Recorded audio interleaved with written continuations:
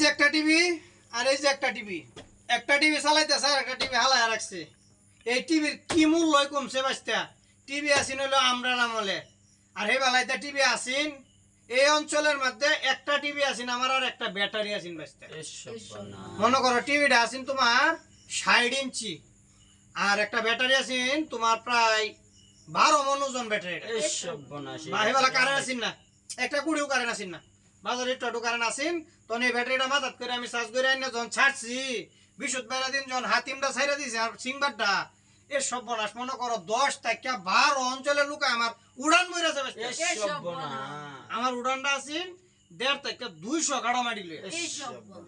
সবাই যখন দেখছে মনোযোগ দেয়া, যখন হাতিমটা শুরু হয়ে গেছে, তখন মনে করো যে 10-12 অঞ্চলের লোক একবারে যখন একটা সিয়া দিছে, হালুয়াঘাটের হেমরেট তো শোনা গেছে।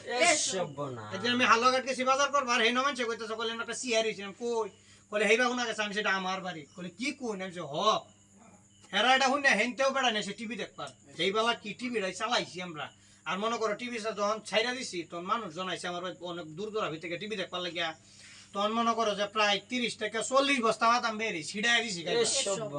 আমি কি বেড়া কম আসলাম? আমার ইজ্জত যাইব, আমি মানবাম? আর অন্যের কি আমল আইছে, টিভি পড়ে তাই নচলে, পুলান মোবাইল টিক মানে হেবা বইতে টিভির চাই না। কি আমল আইছে বেশি, এটা কি আমল আইছে?